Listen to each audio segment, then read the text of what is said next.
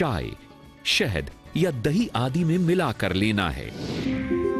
ये तुलसी के बहुगुण ही हैं, जिसके कारण तुलसी को देव पुराणों एवं आयुर्वेद में सर्वश्रेष्ठ स्थान दिया गया है। तुलसी भगवान श्री कृष्ण की भी प्रिय रही है। तुलसी का आध्यात्मिक महत्व किसी से छुपा नहीं है, इसलिए तुलसी अमृत आपको स्वस्थ रखने के साथ साथ मानसिक शांति भी प्रदान करता है। आपस में मियाँ बीबी में जो झगड़े हो जाते हैं तो तुलसा अमृत के सेवन करने से, क्योंकि विद्युत किरणें उससे तेज उत्पन्न हो जाती है, तो घर से नेगेटिविटी दूर हो जाती है। जो मियाँ बीबी का जो आपस में झगड़े होते हैं, झगड़े कम होने लग जाते हैं। ये तुलसा अमृत के लाभ देखे गए हैं। तुलसी अमृत न सिर्फ भयानक नशों से मुक्ति दिला सकता है, बल्कि व्यक्ति के शरीर में फिर से पहले जैसी ही स्फूर्ति भी लौटा लाता है। यही नहीं, तुलसी अमृत पेट के सभी प्रकार के रोगों में अत्यंत प्रभावशाली है। जी हां, करता सबका हित तुलसी अमृत। तुलसी अमृत GMP ISO द्वारा प्रमाणित भी है, यानी तुलसी अमृत गुणकारी होने के साथ साथ बेहतर गुणवत्ता की भी गारंटी देता है।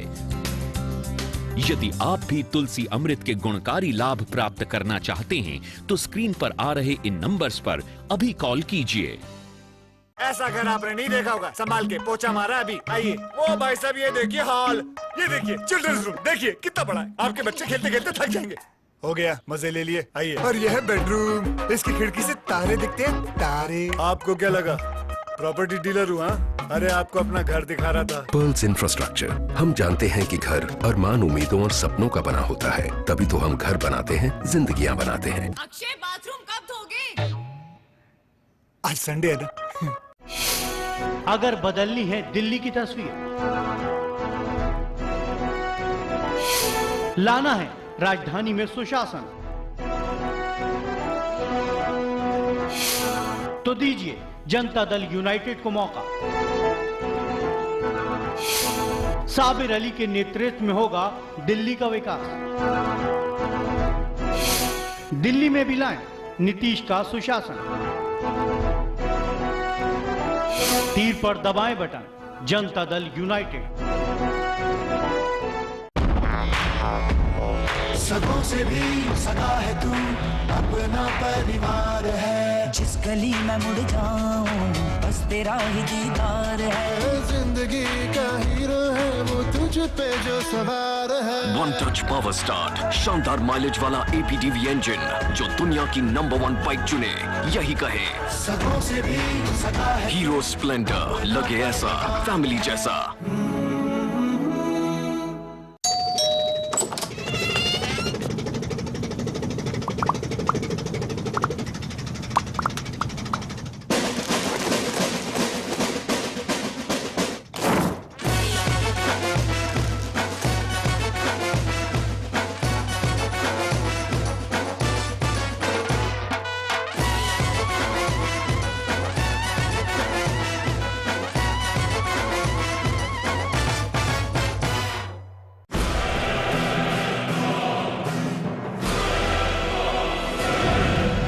राजनीति के बदलते चेहरे,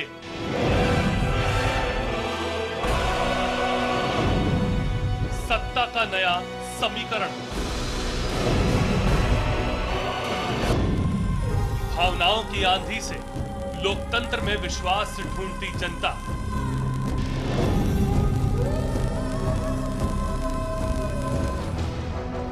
खबर की असल हकीकत पर जिम्मेदारी के साथ हर खबर है यहां खास, क्योंकि हर खबर पर है हमारी पैनी नजर। हम हैं चैनल 1 न्यूज, खबरों का एक नंबर चैनल।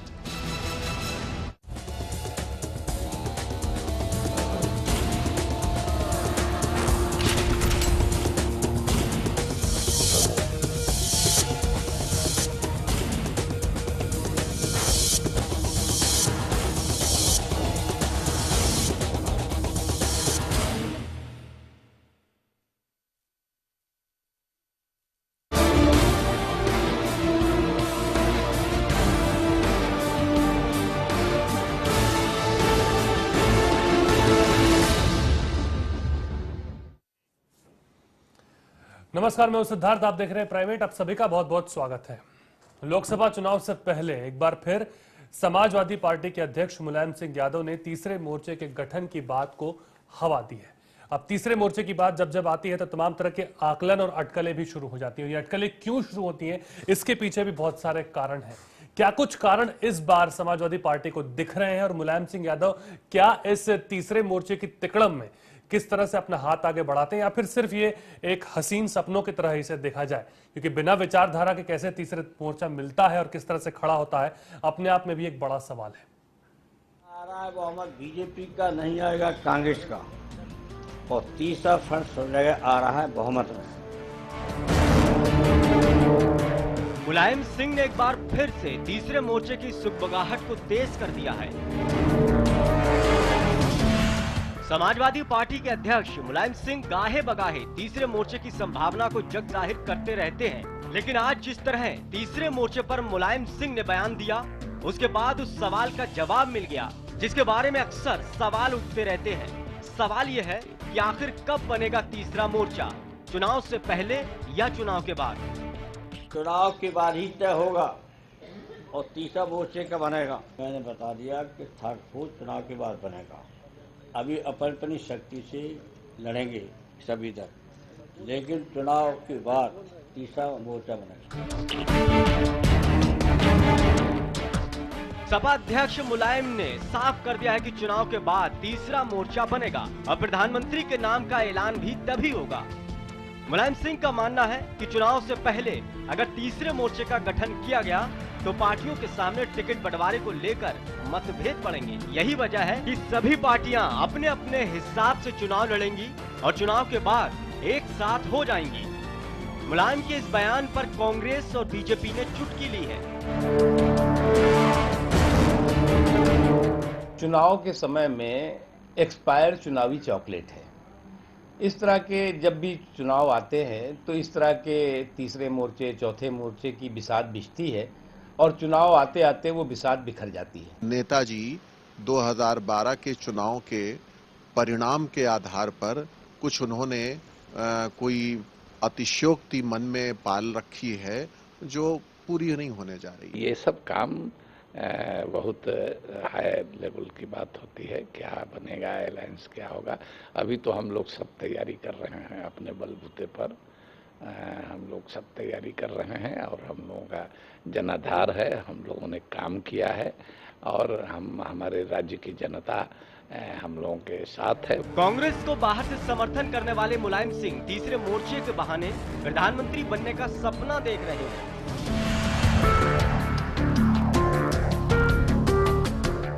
लोकसभा चुनाव के बाद तीसरा मोर्चा बनेगा या नहीं, ये तो चुनाव के बाद ही साफ होगा। लेकिन इन दिनों तमाम राजनीतिक दल पूरे भरोसे के साथ जोश में हैं।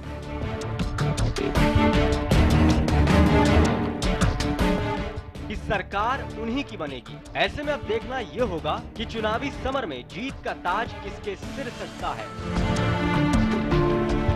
वंदना त्यागी, चैनल 1 न्यूज।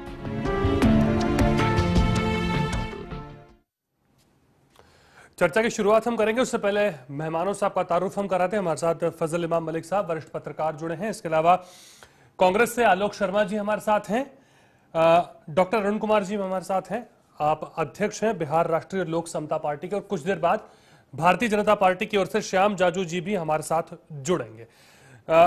आलोक शर्मा जी से मैं शुरुआत करता हूं। आलोक जी, ये तीसरे मोर्चे की गठन की बात हो रही है, हालांकि आप इसे सिरे से खारिज कर चुके हैं, आपके पार्टी के नेता खारिज करते रहे हैं और अब भी खारिज कर रहे हैं, पर जिस तरह से ना आपका विस्तार हो पा रहा है, नए लोग आपके साथ नहीं जुड़ रहे, कमोबेश यही स्थिति बीजेपी की है। ऐसे में जो मुलायम सिंह जिस बात की ओर इशारा कर रहे हैं, वो आपको नहीं लगता उसकी दावेदारी भी बढ़ती है और वो स्थिति भी कहीं ना कहीं साफ हो जाएगी? नहीं, मैं ऐसा नहीं समझता। जो अभी आज मुलायम सिंह साहब की स्टेटमेंट आई है, उस स्टेटमेंट में कहीं बहुत ज़्यादा गहराई हमें नज़र नहीं आ रही है। उनकी स्टेटमेंट्स के कई बिंदु मैं आपको बता देना चाहूँगा। उन्होंने कहा कि चुनाव के बाद ऐसा होगा, उसके बाद हसीन सपना आपने खुद ही अपने चैनल पर कहा है, तो मैं भी आपकी बात से इत्तेफाक रखता हूँ।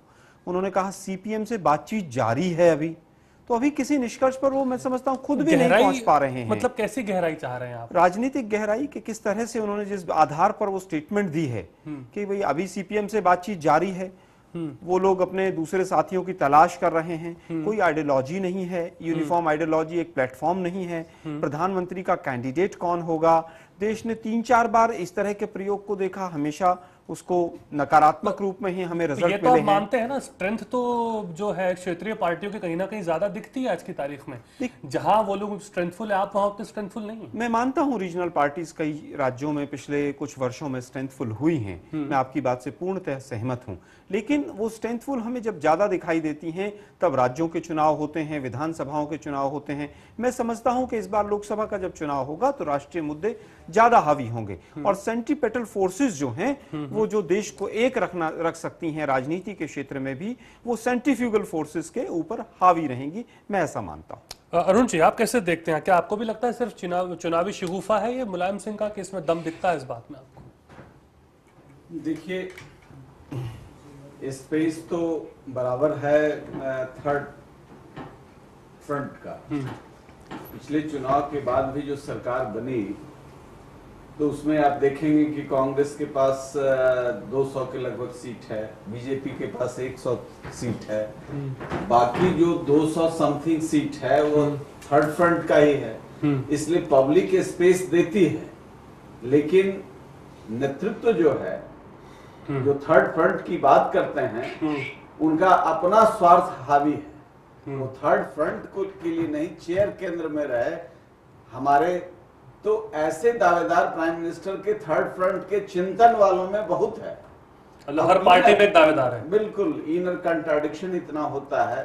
थर्ड फ्रंट पब्लिक चाहती है, स्पेस हमेशा प्रोवाइड करती है, बट जो लीडरशिप है, जो थर्ड फ्रंट के आड़ में वो प्राइम मिनिस्टर की धुरी केंद्र में सिद्धांत धुरी नहीं बन पाती है, वैसे कारण बिल्कुल हसीन सपना। मलिक साहब, क्या यहाँ पर एक विचारधारा का भी ना होना बहुत बड़ा कारण आपको लगता है? क्या इसीलिए धरातल पे ये चीजें बोलने में कोई वो नहीं है कि वे थर्ड फ्रंट बन जाएगा, पर प्रैक्टिकली अगर आप देखें, यथार्थवादी तौर पर अगर देखें, धरातल पर आते आते तो चीजें ऐसी दिखती नहीं है। हाँ, मैं डॉक्टर अरुण कुमार जी ने जिस बात की तरफ इशारा किया उसी को आगे बढ़ाऊंगा कि जो पार्टियां जिसको लेके थर्ड फ्रंट की सारी खिचड़ी पकाई जा रही है जी, उसमें इतने मतभेद हैं, आपस में इतने कंट्राडिक्शंस हैं उनमें, और जो अति महत्वाकांक्षी लोग सारे वहाँ बैठे हुए हैं। अब एक तरफ अगर थर्ड फ्रंट में देखिएगा तो मुलायम सिंह यादव है, जिनकी खुद की इच्छा है कि वह हम प्रधानमंत्री बने।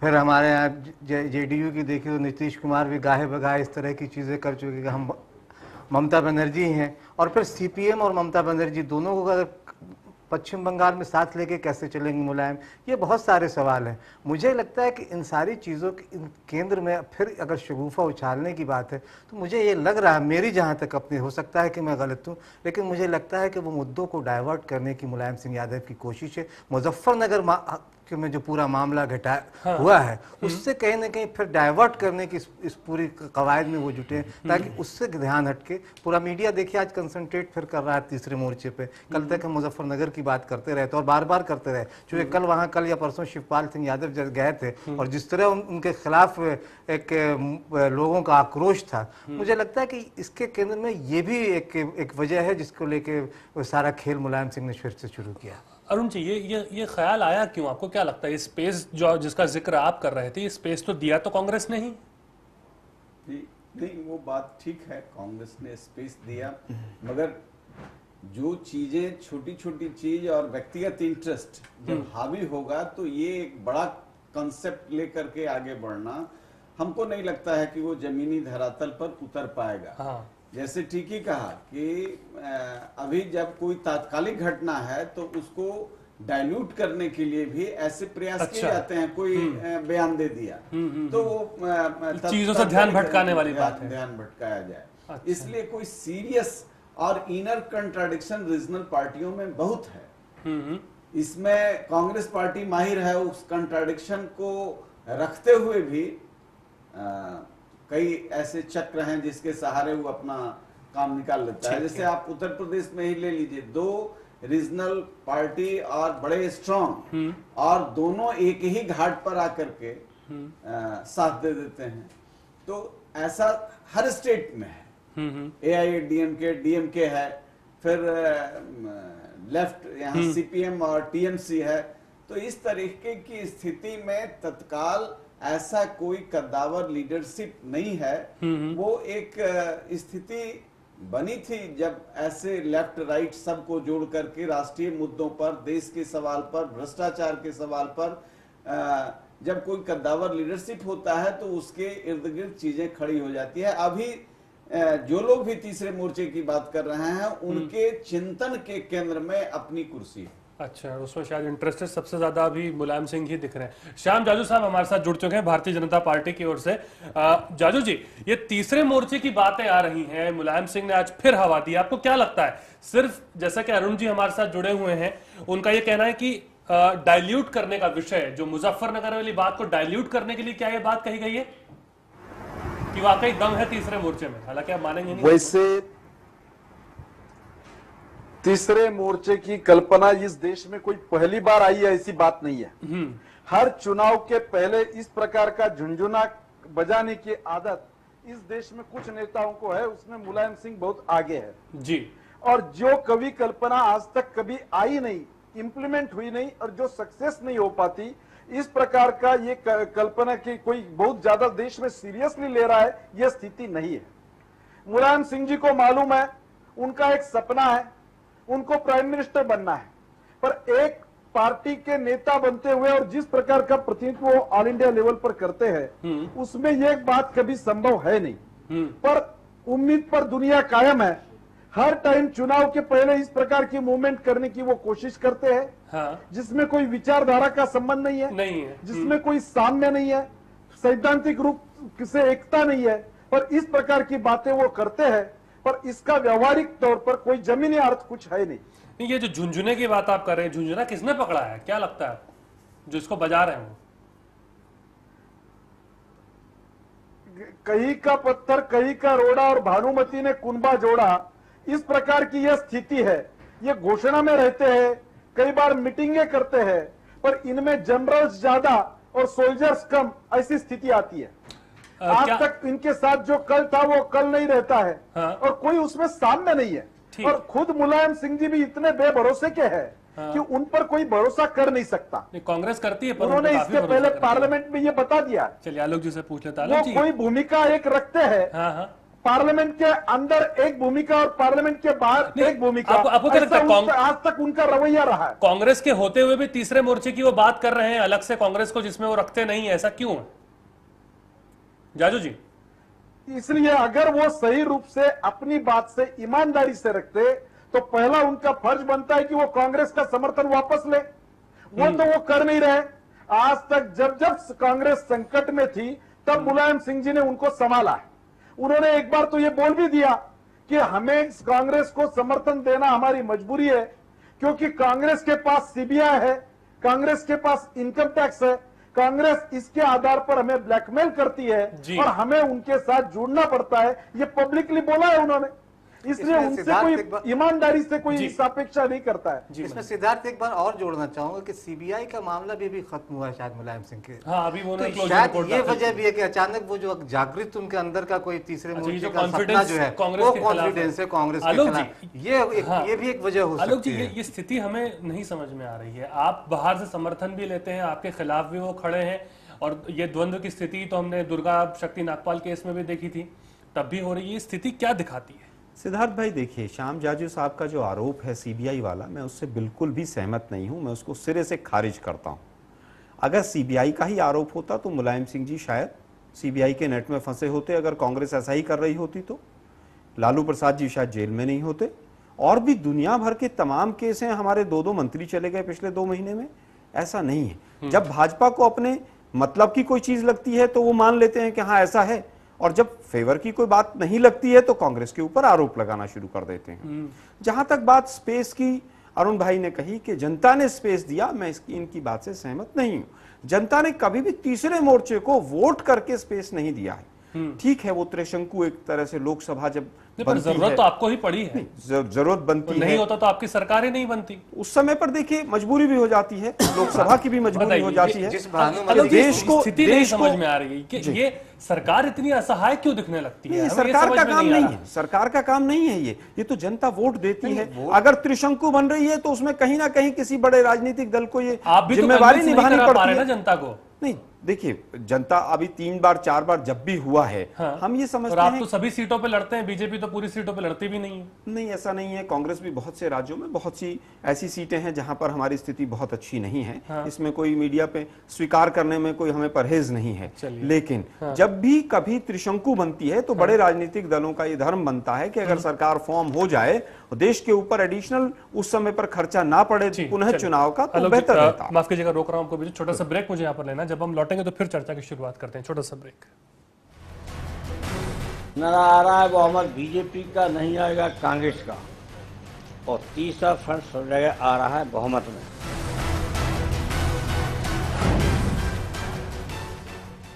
₹1 नहीं है बॉस। ₹1 नहीं है मतलब? अरे मतलब छुट्टा नहीं है। नहीं है तो आप लेके आओ, जाओ। छोड़ ना, ₹1 में क्या कर लेगा तू? पिगी बैंक में डालूंगा। तुझे क्या प्रॉब्लम है? मेरे को मेरा ₹1 चाहिए। अच्छा 1 मिनट, करीना पसंद है बॉस। क्या? ये देखो। क्या है ये? वीडियो है ₹1 में। देखो देखो पूरा देखो। देखो वीडियोस ₹1 में। 52010 पे कॉल करो, क्लिक करो, चूज करो, एंजॉय करो। ₹1 में फुल मस्ती। ऐसा घर आपने नहीं देखा होगा, संभाल के पोछा मारा अभी। आइए। वो भाई साहब ये देखिए हॉल, ये देखिए चिल्ड्रंस रूम, देखिए कितना बड़ा है। आपके बच्चे खेलते खेलते थक जाएंगे। हो गया, मजे ले लिए। आइए। और यह है बेडरूम, इसकी खिड़की से तारे दिखते हैं, तारे। आपको क्या लगा प्रॉपर्टी डीलर हुआ? अरे आपको अपना घर दिखा रहा था। पर्ल्स इंफ्रास्ट्रक्चर, हम जानते हैं कि घर अरमान, उम्मीदों और सपनों का बना होता है, तभी तो हम घर बनाते हैं, जिंदगियां बनाते हैं। अक्षय बाथरूम कब धोगे? आज संडे है ना। नारा आ रहा है बहुमत बीजेपी का, नहीं आएगा कांग्रेस का, और तीसरा फ्रंट आ रहा है बहुमत में।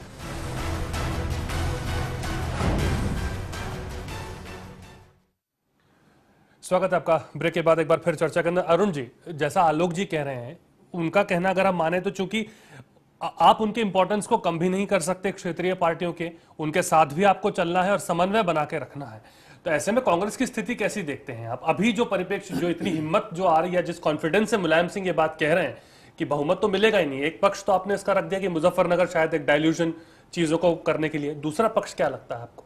नहीं, क्लोजर रिपोर्ट डल गई है सीबीआई। जैसे सीबीआई का मामला बड़ा घिसा पीटा हो गया है, उस पर मैं कोई चर्चा नहीं करना चाहूंगा। ठीक है। उसमें कितनी ट्रांसपेरेंसी है, क्या है, वो एक अलग पक्ष है, वो बहस का मुद्दा है। हाँ। आलोक भाई ने खारिज किया मेरी बात को कि जनता ने स्पेस नहीं दिया है। आंकड़े को आप देखें तो आलोक जी बहुत स्पष्ट है। भारतीय जनता पार्टी राष्ट्रीय पार्टी है, इन्हें 106 सीट मिला है पिछले लोकसभा में, जो अभी सरकार चल रही है जी, और 216 सीट मिला है कांग्रेस को, और लगभग 245 सीट थर्ड फ्रंट को मिला है। लीडरशिप नहीं होने की वजह से, और वो भी कांग्रेस को जो मिला है 216 सीट, उसमें एलाइज हैं रीजनल पार्टियों के कहीं कहीं। टीएमसी इनका एलाइज रहा है, नहीं तो नंबर नहीं आता, ये 2-1 पर सिमट जाते बंगाल में। तो ये स्थिति रही है। ऐसे में तो मैं जो कह रहा हूं कि तीसरे मोर्चे का कई कारणों से, मैं उन कारणों को गिनाने में बहुत समय लगेगा, लेकिन कई कारण हैं जिसके वजह से आवाम जो है देश की चाहती है तीसरे मोर्चे को, ऐसा नहीं है कि नहीं चाहती है। और ये जो आंकड़ा है ये स्पष्ट संकेत देता है, लेकिन कोई लीडरशिप कॉमन इश्यूज के लिए, नेशनल इश्यूज के लिए बन नहीं पाता है, और नहीं बनने के कारण व्यक्तिगत जो परिस्थितियां अभी हम देख रहे हैं देश में, अब आप देख रहे हैं 5 राज्यों के चुनाव, विधानसभा है, लोकसभा तुरंत आने वाला है, इन परिस्थितियों के अंदर एक और जहां भाजपा नरेंद्र मोदी के उत्थान को देख रही है और कांग्रेस कहीं ना कहीं राहुल गांधी के पीछे कार्ड खेलने का विचार कर रही है, स्थिति दिखती है। इन परिस्थितियों के अंदर क्या आपको लगता है तीसरा मोर्चा कितना आप इनको इसके रूप को देख रहे हैं, कितना प्रबल आप देख रहे हैं तीसरे मोर्चे को? अब आगे आने वाले स्थिति, अभी यथास्थिति पे अगर हम बात करें, अभी जो स्थिति है, स्पेस अभी तक जनता देते रही है, लेकिन चूंकि अल्टीमेट वही होता है कि कांग्रेस इन लोगों को तोड़ करके अपने या वो जो उसका इंटरेस्ट है, जहां से ये मांग करके आते हैं, कांग्रेस के खिलाफ गरज करके आते हैं और फिर यहाँ आकर के मिल जाते हैं, और वैसे सारे सवालों पर जिससे डीप कंट्राडिक्शन है स्थानीय पार्टियों का, वैसे सवालों पर मिलन हो जाता है, तो उनके मन में भी धीरे धीरे निराशा है इस तीसरे मोर्चे पर। अब मुलायम सिंह जी पुराने नेता हैं और उभार रहे हैं, मन में वो जज्बा तूफान खड़ा हो रहा है, लेकिन वो खड़ा हो रहा है तात्कालिक कारणों से। मैं उसमें बहुत क्या, हाँ आलोक जी, क्या आप मोहभंग मानते हैं? आपके ऊपर से कांग्रेस में से मोहभंग हो चुका है, आपके साथ भी अब वो रहना नहीं चाहते, अलग उसकी बात कर रहे हैं?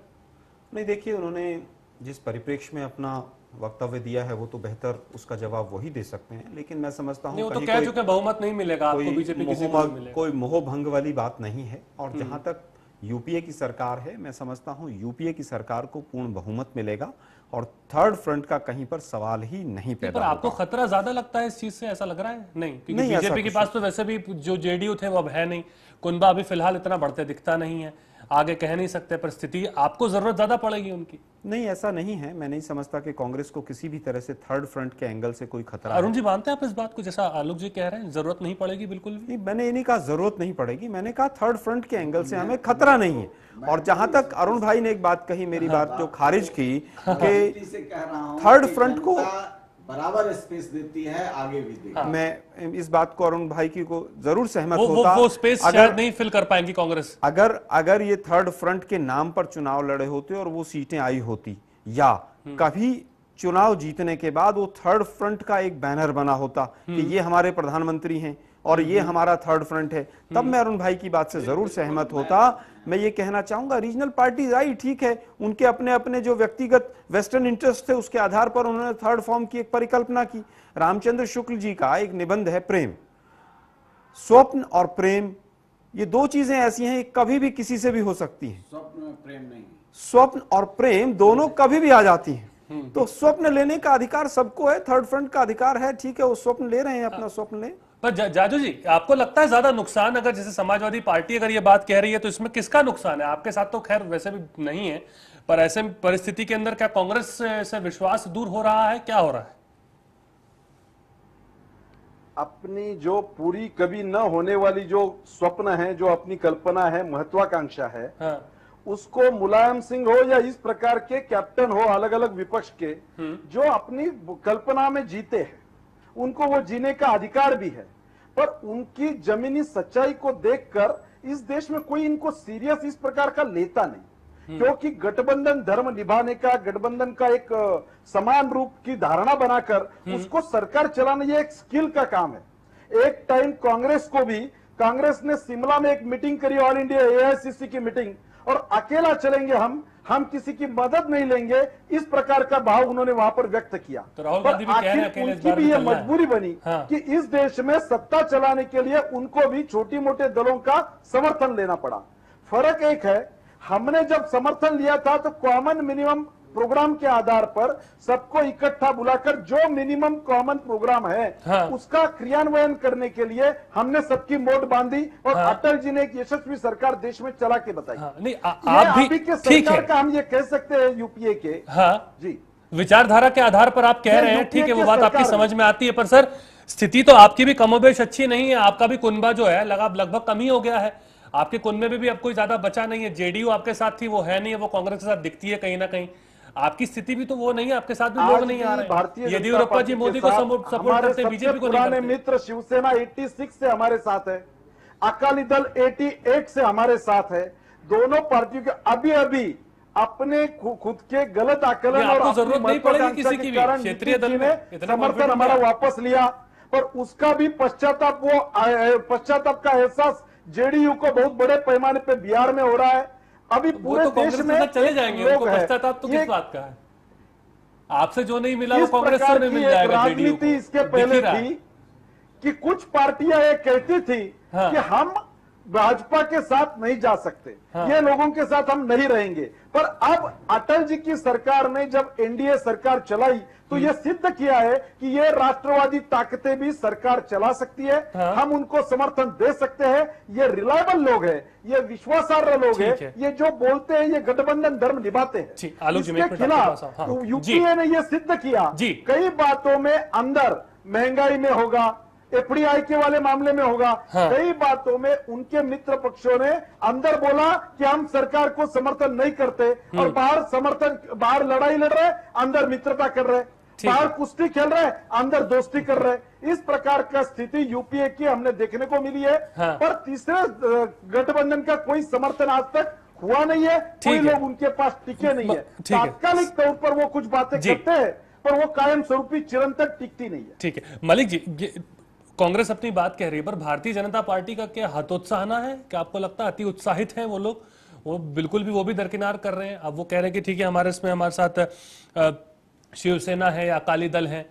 ये देखिए, चाहे दोनों बड़ी पार्टियां हो, चाहे कांग्रेस हो या भारतीय जनता पार्टी, स्पेस उनका कमा है और आज भी क्षेत्रीय दलों की ताकत पे ही वो केंद्र की सत्ता में आ रहे हैं। चाहे भारतीय जनता पार्टी हो, श्याम जाजू जी ने कहा कि एनडीए का कुंभा था, आज एनडीए के भले दो लोग ही घटक दल में एनडीए में, शिवसेना और अकाली दल। आगे किस तरह की रणनीति अपनाएंगे वो उनकी अपनी अभी कोई सामने बात नहीं आई। कांग्रेस का भी कुंभा सिमट रहा है, कांग्रेस यानी डीएमके के साथ अगला अलायंस हो पाता है या नहीं हो पाता है। तृणमूल कांग्रेस बाहर चली गई है इनके सरकार से, तो कई चीज़ें ऐसी हैं। मुझे सबसे बड़ी चीज़ ये लग रही है कि जिन चीज़ों की बात बार बार की जाती रहती है, खास के आप देखिए कि मुजफ्फरनगर के दंगों के बाद फिर मैं उस पर आ रहा हूँ कि जब धर्मनिरपेक्षता और सांप्रदायिकता की बात होती है तो क्या वामपंथी दलों का आप देखिए जिस तरह का रवैया, इस पूरे एटीट्यूड, या कांग्रेस का भी आप देखिए, कांग्रेस ने बहुत बाद में जाके स्टैंड लिया हो, लेकिन इस पूरे मामले में जिस तरह का रवैया रहा वामपंथी दलों की तरफ से कोई बयान नहीं आया। ये आश्चर्य, हैरत में डालने वाली बात है कि मुजफ्फरनगर में एक स्पॉन्सर्ड प्रशासन उसमें बहुत इन्वॉल्व रहा है, सरकार की नाकामी हुई। क्या इस दंगों के लेके क्या मुलायम सिंह चले जाएंगे? और जिस तरह से अभी आपने बाइट दिखाया अनवर अली साहब का, बहुत मुस्कुराते हुए मुलायम सिंह की तरफ जा रहे थे, क्या जिस धर्मनिरपेक्षता की दुहाई देके उन्होंने भाजपा से अपना संबंध तोड़ा, क्या फिर वो मुलायम सिंह यादव की धर्मनिरपेक्षता पे सवाल क्यों नहीं उठा रहे हैं? वो क्यों इस तरह की बात नहीं कर रहे हैं कि वहां दंगे हुए और आपके प्रशासन के अंदर के रहते हुए दंगे हुए, आपने उस पर कंट्रोल नहीं किया। आपने ठीक है नरेंद्र मोदी के दंगों पर आप सवाल उठाते, तो मुजफ्फरनगर में भी स्थिति कमोबेश वैसी ही थी। वहां आपने खुली छूट दे रखी थी ऐसे तत्वों को, अराजक तत्वों को जो महापंचायत लगा रहे थे, खुलेआम भाषण दे रहे थे, भड़काऊ भाषण दे रहे थे, और जब नींद टूटी, जब 50 लोग मारे गए तब नींद टूटी, तब वो धर्मनिरपेक्षता और सांप्रदायिकता की जो सारे दल, जो खास के जेडीयू और वामपंथी दल है, वो मित्र आज क्यों इस तरह से फिर मुलायम सिंह के साथ किस तरह से आएंगे? छोटा सा ब्रेक यहाँ पर मुझे लेना, ब्रेक के बाद मैं आलोक जी से शुरुआत करूंगा, चूंकि आलोक जी आपको मुझे बोलने का मौका देना था। छोटा सा ब्रेक, जल्द लौट रहे हैं। नजर आ रहा है बहुमत बीजेपी का नहीं आएगा, कांग्रेस का, और तीसरा फ्रंट सब जगह आ रहा है बहुमत में।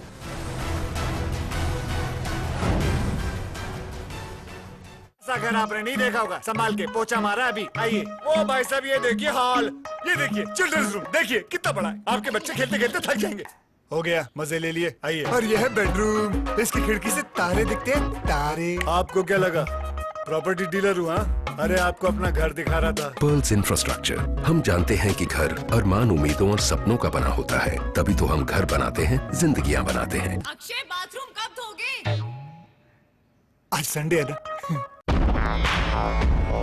सगों से भी सगा है तू, अपना परिवार है। जिस गली में मुड़ जाऊं बस तेरा ही दीदार है। जिंदगी का हीरो है वो तुझ पे जो सवार है। वन टच पावर स्टार्ट, शानदार माइलेज वाला APDV इंजन जो दुनिया की नंबर 1 बाइक चुने, यही कहे सगों से भी सगा है। हीरो स्प्लेंडर, लगे ऐसा फैमिली जैसा।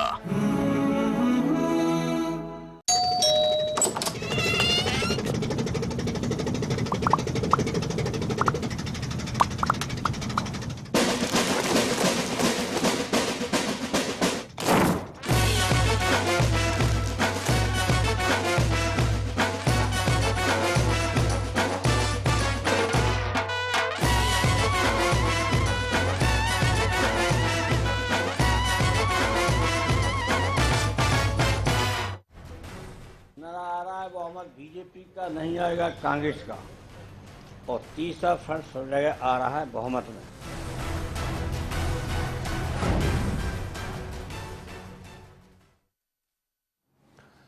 स्वागत है आपका प्रतिबंध। आलोक जी, अपनी बात आप रख रहे थे। मैं अब ये कहना चाहता हूं कि अगर एनडीए इतना स्ट्रांग था और उस समय पर इतना अच्छा शासन इन लोगों ने चलाया और इतनी अच्छा समन्वय था, तो आज एनडीए क्यों बिखर गया? केवल ये कह देना कि टीएमसी कांग्रेस से बाहर चले गई या डीएमके के ऊपर उंगली उठा देना, ऐसा नहीं है। मैं समझता हूँ यूपीए ही एक ऐसा धड़ा है आज जो इस देश को आगे ले जा सकता है। यूपीए में जो भी दल हैं हमारे, वो सब एकजुट हैं। कहीं ना कहीं किसी मुद्दे पर मनभेद आ जाता है, लेकिन कहीं पर भी ऐसा नहीं है कि मनभेद आ रहा हो। किसी मुद्दे को लेकर मतभेद जरूर आ जाता है, लेकिन एनडीए का तो आज अस्तित्व ही मैं समझता हूं कि बिल्कुल खत्म हो चुका है। केवल एक दो रीजनल पार्टीज को लेकर कोई भी उनके साथ आने को तैयार नहीं। बार बार राहुल गांधी जी अगर अध्यादेश फाड़ेंगे तो फिर मुश्किल आप लोगों के लिए भी हो जाने वाली है आने वाले दिनों में। अभी चूंकि हमने देखा घटनाक्रम रहा, एनसीपी ने भी इसका वो क्या दिन भर वो बोलते रहे, हालांकि वो मीटिंग के अंदर मान गए, पर इस बात को लेकर के कहीं ना कहीं दुख उनके मन में भी था। यही फारूक अब्दुल्ला के साथ स्थिति रही। कोई भी राजनीतिक दल हो, अगर उसके नेता इस तरह के केसेस में फंस रहे हैं तो जनता भी देख रही है, चाहे वो रीजनल पार्टीज हों चाहे नेशनल पार्टीज हों। जनता इस तरह के नेताओं को अब स्वीकार नहीं करने जा रही है, और कांग्रेस के उपाध्यक्ष माननीय राहुल गांधी जी का ये सही दिशा में और सही कदम था। अरुण जी, ये बात जो हो रही है यहाँ पर, एनडीए की बात भी हो रही है, यूपीए की बात भी हो रही है, पर एक चीज जरा बताइए, सत्ता का जो सुख है वो कुछ भी करवा देता है और राजनीति संभावनाओं का खेल है। चलिए मान लीजिए कि अगर नहीं ये लोग एक धरातल पे जो थर्ड फ्रंट की बात हो रही नहीं आ पाते, पर क्या अगर इसमें कवायद भी शुरू हो गई तो नुकसान नहीं होगा कांग्रेस का और बीजेपी का? अरुण भाई, एक चीज इसमें और जो नुकसान है, क्योंकि बार बार मुलायम सिंह ये कहते रहे कि लालू यादव जो है उनके सीएम प्रधानमंत्री बनने के राह में बहुत बड़ा रोल, कई बार उन्होंने इसका इजहार भी किया। तो क्या लालू यादव के जेल जाने की वजह से भी कहीं मुलायम सिंह का यादव का सपना फिर से तो नहीं जागा?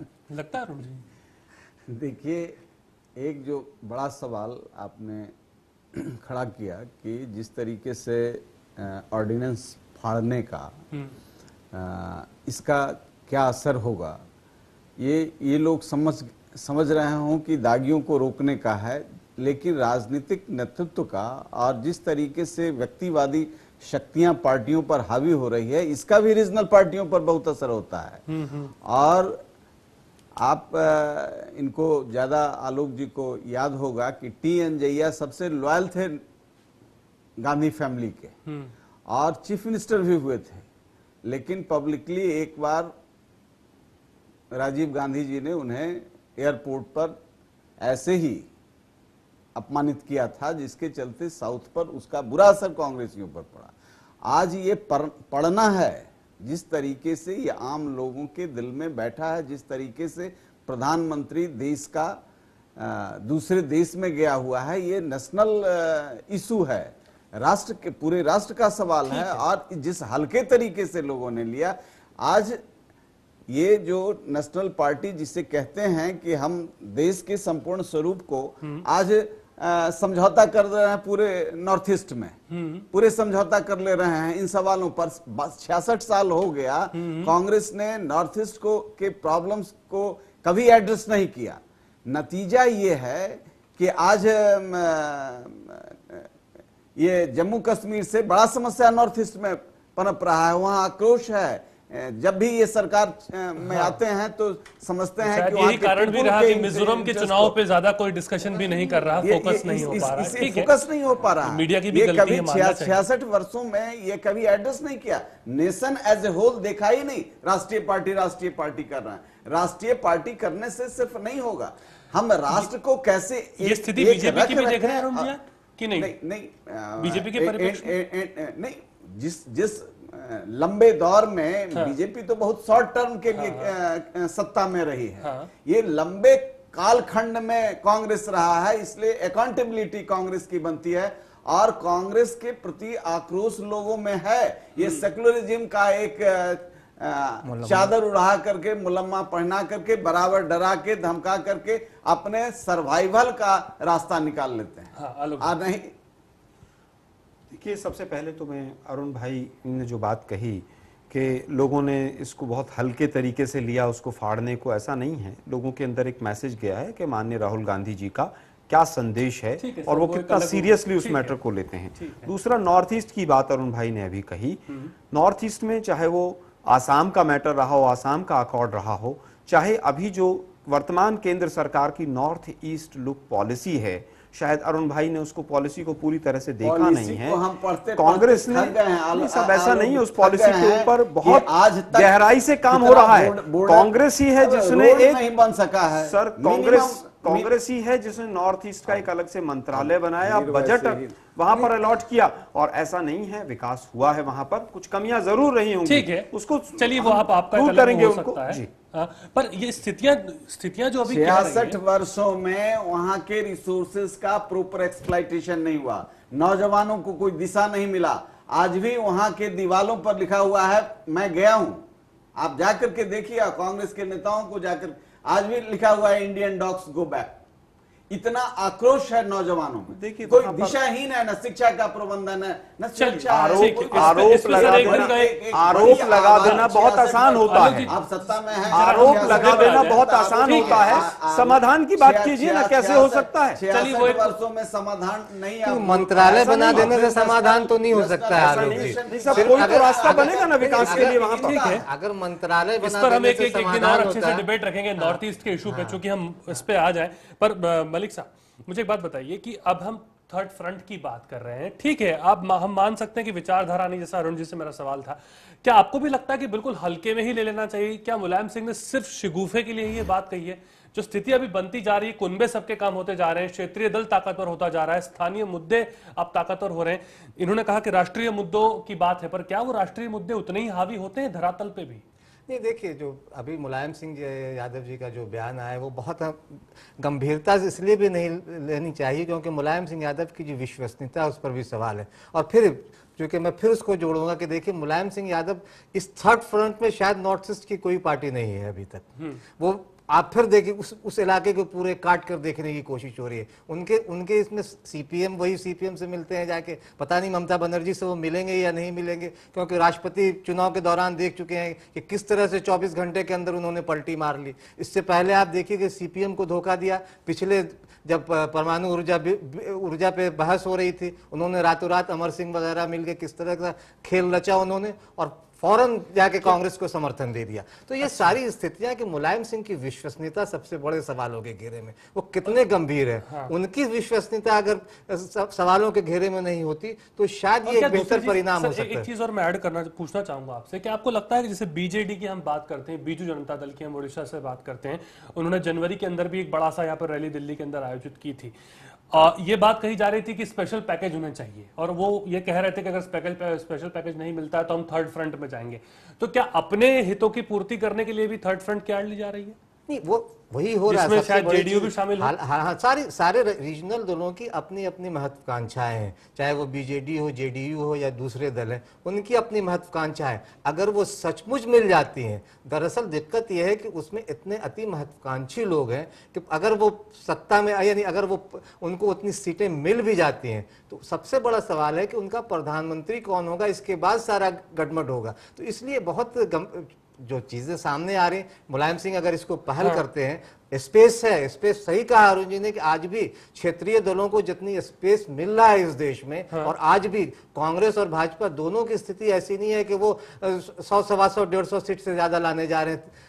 इससे आप भले आलोक जी कह रहे हैं कि हम यूपीए बहुत बहुमत में आ रहा है, क्योंकि सपने ये भी देख रहे हैं, ये जो जिन सपनों की बात बार बार कह रहे हैं, चूंकि राजनीतिक दल है कांग्रेस से जुड़े हुए, तो इसलिए ये भी अपनी बात तो रखेंगे, लेकिन सपने ये भी देख रहे हैं, उन्हें भी पता है कि महंगाई, भ्रष्टाचार जैसे मुद्दों पर इनकी सरकार कहां कहां घिरी हुई। ये तो नरेंद्र मोदी का खैर मना है कि नरेंद्र मोदी के आने वजह से मुद्दा थोड़ा डाइवर्ट हो गया और धर्मनिरपेक्षता, सांप्रदायिकता सामने आ गई। इनकी हेल्प कर रहे हैं एक तरह से। तो नहीं तो भ्रष्टाचार और महंगाई जैसे मुद्दे इनको आज 100 सीट पर ये जो चलन, अब जवाब दे दीजिए, फिर सवाल करता हूं। मैं मलिक भाई की बात से थोड़ा सा भिन्न अपना मत रखना चाहता हूं। ऐसा नहीं है कि महंगाई और भ्रष्टाचार ही केवल ऐसे मुद्दे हो जाएंगे जिससे सारा कुछ पलट जाएगा।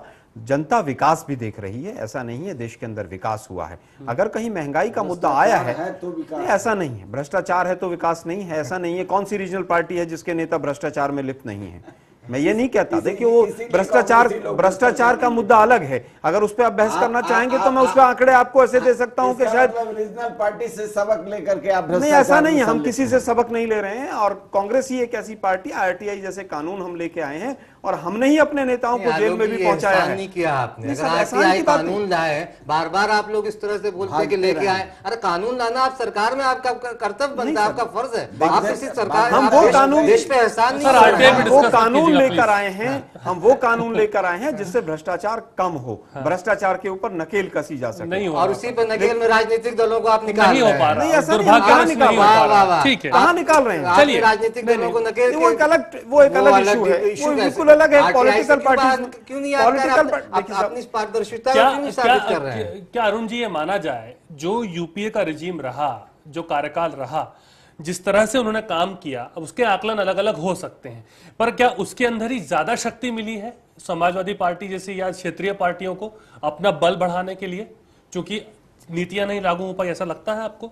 जी बिल्कुल, इसलिए कि आज महंगाई से लोग त्रस्त है, एक पीरियड भ्रष्टाचार से त्रस्त है, आज सिंबल बन गया है। पहले राजनीतिक विश्वसनीयता समाप्त हुई है।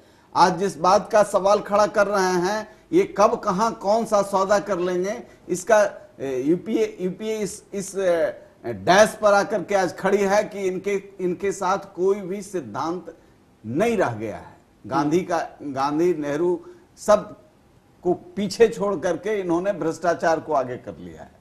इसलिए ऐसे सवाल से देश त्रस्त है। आज पूरा गांव की स्थिति जानिएगा, किसानों की स्थिति जानिएगा, तो इतनी गंभीर स्थिति है कि वो विद्रोह की मुद्रा में है। लेकिन विकल्प नहीं होने से अब इन्हीं लोगों के बीच से चुनना है तो होगा, क्योंकि एक आज भी बहुत सारे फैक्टर हैं जिससे राजनीति पर लोअर मिडिल क्लास जो है और सर्वहारा वर्ग है, हाँ। वह द्वंद्व में फंस जाता है। और प्रधानमंत्री मनमोहन सिंह ये भी कहते हैं कि सारे जितने धर्मनिरपेक्ष दल हैं कि एक तरफ हो जाएं और सब धर्मनिरपेक्ष ताकतें एक तरफ हो जाएं। 66 साल से धर्मनिरपेक्षता का माला रटते रटते हम यहाँ पहुंच गए। अभी विकास की चर्चा कर रहे थे, हाँ। जो ये रिपोर्ट आया है स्पेशल स्टेट के दर्जे पर, अभी विश्वसनीयता यही है कि जेडीयू के मुख्यमंत्री जी चिल्ला रहे थे कि 14% ग्रोथ रेट है, और उस नक्शे में बिहार गरीबी में अंतिम से एक पहले। तो विश्वसनीयता किसकी? वो रघुराम राजन की रिपोर्ट की रिपोर्ट में। और बीजेडी करे या जेडीयू करे या जितनी रीजनल पार्टियां हैं, ये तो ऐसा चाशनी परोसेंगे कि सबको वही लेमन जूस धरा देंगे। जिस तरह का रघुराजन रिपोर्ट साहब का रिपोर्ट कमेटी का आया है, उसमें लगता ही नहीं है कि किसको स्पेशल स्टेटस मिले। ठीक है जाजू जी, अगर मनमोहन सिंह ये कहते हैं कि सारे धर्मनिरपेक्ष दल एक तरफ हो जाएंगे, चलिए अब उसमें तो आपको वो रखते नहीं है कहीं पे भी, ये क्या एक और तरह का पैंतरा ही है? आप मानते हैं इसको कैसे देखते हैं? और उसके बाद फिर अब मुलायम सिंह कहते हैं कि नहीं हम सब एक मंच पे आ जाते हैं, तो उस मामले भी कन्विंस नहीं करवा पा रहे हैं मनमोहन सिंह समाजवादी पार्टी को। मनमोहन सिंह जी का यूपीए में आज क्या स्थान है, उनकी कितनी चलती है, डिसीजन मेकिंग में उनका कितना चलता है, उनका क्या क्रियान्वयन में सहभाग है, ये पूरी जनता देख चुकी है।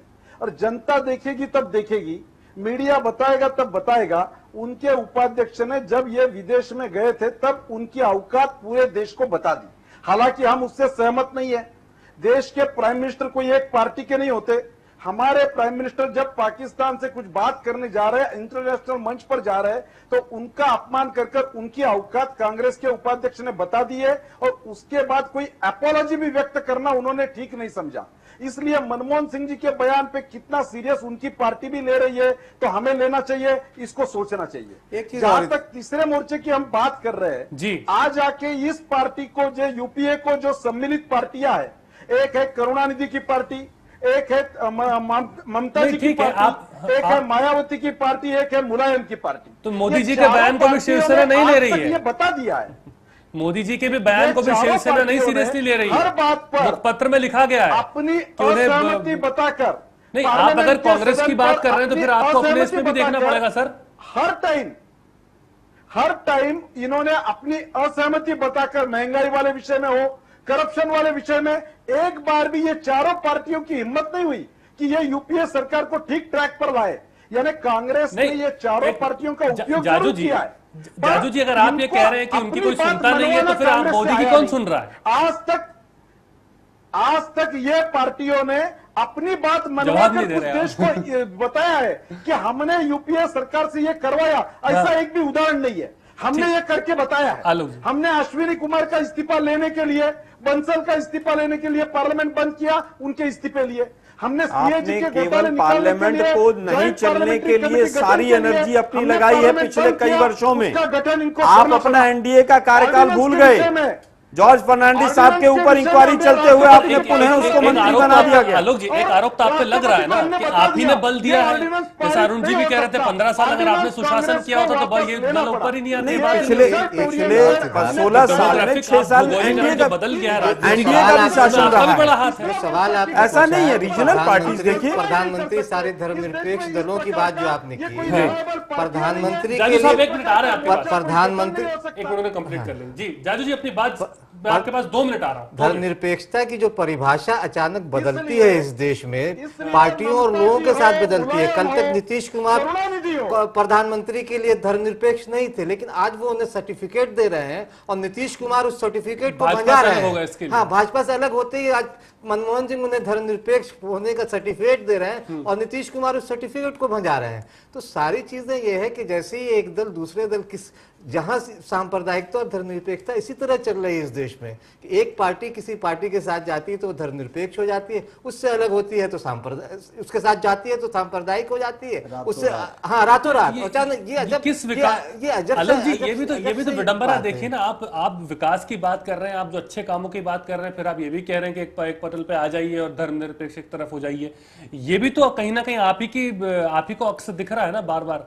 जिस तरह का भाजपा ने पिछले कुछ दिनों में माहौल बनाया है कि ध्रुवीकरण कर दीजिए वोटों का, ये मोदी साहब की पुरानी सोची समझी रणनीति रही है। जब भी चुनाव नजदीक आता है उससे पहले वो विकास की बात करते हैं, और चुनाव जब नजदीक आता है तो वो पूरे माहौल को गुजरात की तरह धर्मनिरपेक्षता और सांप्रदायिकता के आधार पर बांट देना चाहते हैं। गुजरात में भी उन्होंने पिछले दोनों चुनाव में ऐसा ही किया है। उस चीज को रोकने के लिए मौत का सौदागर कह के आपने भी वहां किया था। नहीं, मौत का सौदागर करके मौत का सौदागर की स्टेटमेंट राजस्थान के अंदर जो हुआ राजस्थान में ले जाऊंगा, गोपालगढ़ की शुरू करूंगा मैं। बंजारा 10 लोग मारे गए। फिर उस पुलिस अधिकारी की बात करूंगा जिसे जिंदा जलाने की कोशिश की गई। इसलिए मलिक आलोक जी बंजारा साहब की चिट्ठी जो है, बंजारा की चिट्ठी छोड़ दी है, सौदागर को पूरी तरह से बहुत सारी चिट्ठियां आपके लिए हैं। हमारे लिए बताइए, कहीं पर कांग्रेस सरकार ने अधिकारियों का इस्तेमाल करके ऐसा गुजरात में हुआ? मुजफ्फरनगर में दोनों सेकुलर पार्टी और इस तरीके से घृणित तरीके से अरुण भाई, law and order state government का काम है। वहां पर मुलायम सिंह जी की सरकार है, कांग्रेस की सरकार नहीं है। चलिए मुद्दा विषय बिखर जाएगा।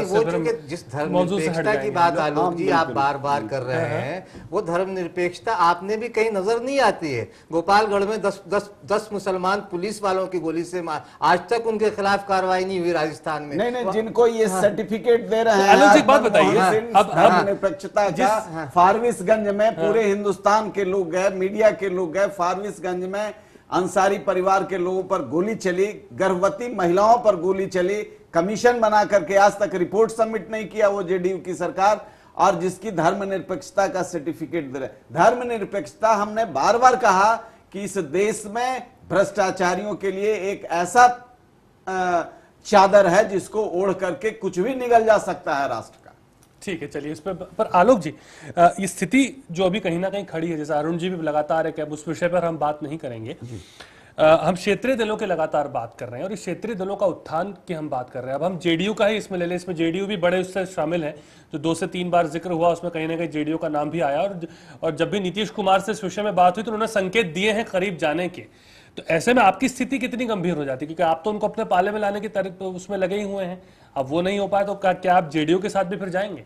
नहीं, ऐसा नहीं है। देखिए, अभी प्रीमेच्योर होगा, किस तरह का अलायंस आता है भविष्य में और किस तरह की परिस्थितियां अपना रूप लेती हैं, ये हमारा जो हाई कमान है वो तय करेगा। जेडीयू के साथ किस तरह के आगे हमारे भविष्य में नाते रहेंगे, संबंध रहेंगे, किस आधार पर रहेंगे, मैं समझता हूं अभी प्रीमेच्योर होगा उस पर कमेंट करना। आज कांग्रेस के एक एमपी लालू यादव से मिलने गए हैं और इधर एक मंत्री को लगा दिया गया है नीतीश कुमार की तरफ। जो यूपी में खेल खेल रहे हैं कांग्रेस के लोग, वही बिहार में भी खेल रहे हैं। जाजू जी, क्या आपको ये कारण लगता है लालू जी के जाने के बाद में अब मुलायम सिंह जी ये बात कह रहे हैं, कुछ आपको भी दिखता है इसमें कुछ कनेक्शन, इंटरकनेक्शन? मुलायम सिंह जी की कोई भी भूमिका में आज तक निरंतरता ऐसी रही नहीं है।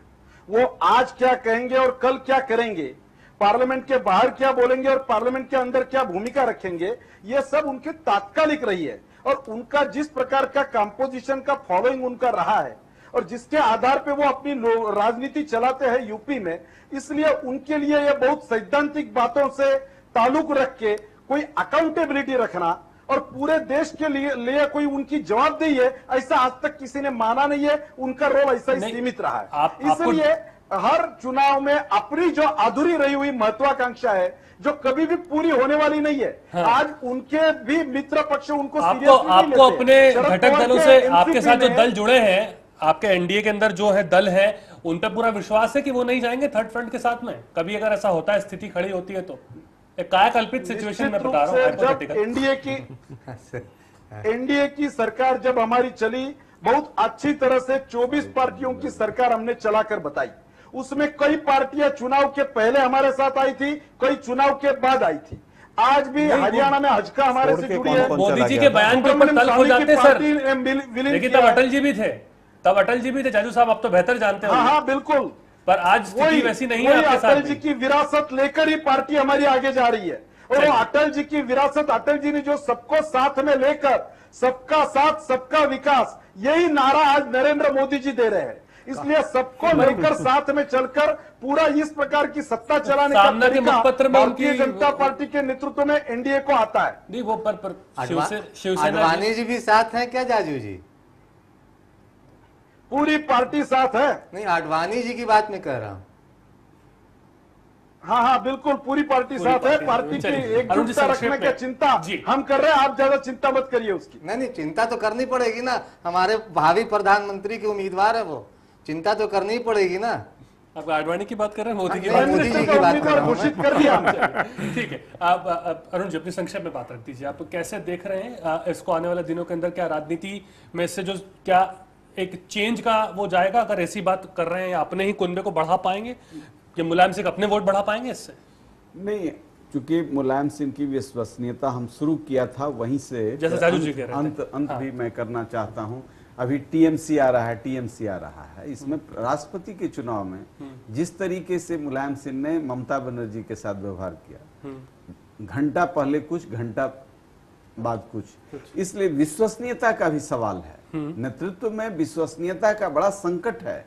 इसलिए निश्चित तौर से ये जो थर्ड फ्रंट का, शुरुआत में भी मैंने कहा कि कहीं सैद्धांतिक सवाल नहीं है, केंद्र में सिर्फ स्वार्थ है, खुशी है, और उम्र बीतने के बाद कई लोगों के मन में छटपटाहट है, ये पारी लगता है कि मेरी ऐसी चली जाएगी, प्रधानमंत्री नहीं। आलोक जी जल्दी से अपनी बात रख दीजिए। नहीं, मैं समझता हूं कि आज की जो मुलायम सिंह जी की स्टेटमेंट है वो बहुत कोई गंभीर स्टेटमेंट नहीं है, उसमें गहराई नहीं है। राष्ट्रीय मुद्दों के ऊपर चुनाव होगा और यूपी और एनडीए के बीच में ही मुख्य लड़ाई रहेगी। मैं समझता हूं कि तीसरे मोर्चे का कहीं कोई अस्तित्व नहीं रहेगा और उसमें यूपीए बहुमत के साथ सरकार। मलिक साहब जल्दी से। बस इकबाल की एक पंक्ति है सिद्धार्थ के, जमहूरियत वो तर्ज हुकूमत है जिसमें बंदों को गिना जाता है, तौला नहीं जाता। तो बंदों को गिनने और तौलने का खेल चुनाव के बाद होगा। यूपीए भी हसीन सपने देख रही है, अब एनडीए का क्या होगा पता नहीं, लेकिन तीसरा मोर्चा कहीं मुझे लग नहीं रहा है कि धरातल पे। ठीक है जाजू साहब, बिल्कुल संक्षेप में अपनी बात रख दीजिए तीसरे मोर्चे पे। कांग्रेस की गठबंधन की नीति पूरे देश ने देखी है, आजमाई है। बनी तो बनी, नहीं तो अब्दुल गनी, इस प्रकार की ये तात्कालिक उनकी स्थितियां रहती है। इसलिए पूरे देश ने देखा है, सबको साथ में लेकर सबका विकास देश ने सामना का कल मुखपत्र भी देखा है। जाजू साहब, आपको मिसाल देना भी गनी ही का नाम देना था आपको। चलिए ठीक है, बहुत बहुत शुक्रिया। बहरहाल आप सबका में मित्र पक्षों का सुनना पड़ता है। चलिए बहुत बहुत शुक्रिया, बहुत बहुत शुक्रिया। हम उम्मीद करते हैं ऐसे आप सुनते रहे, आगे बढ़ते रहे। सभी का बहुत बहुत शुक्रिया हमारे साथ जुड़ने के लिए। पर एक बात तो यहाँ पर तय है, जो बातें बुनियादी तौर पर कही जा रही हैं, पर एक स्पेस तो मिला ही है। अगर आज राजनीति की हम बात करें, जैसा हमने चर्चा के दौरान में जिक्र किया कि वो स्पेस है, पर उस स्पेस को लेकर के क्या एक विचारधारा क्रिएट हो सकती है, ये अपने आप में बड़ा सवाल है। और क्या मुलायम सिंह कल कहाँ जाते हैं और किस तरह से अपनी राजनीति को बढ़ाते हैं, ये भी एक बड़ा सवाल लगातार बना हुआ है। आप देख रहे थे प्राइम 8, नमस्कार।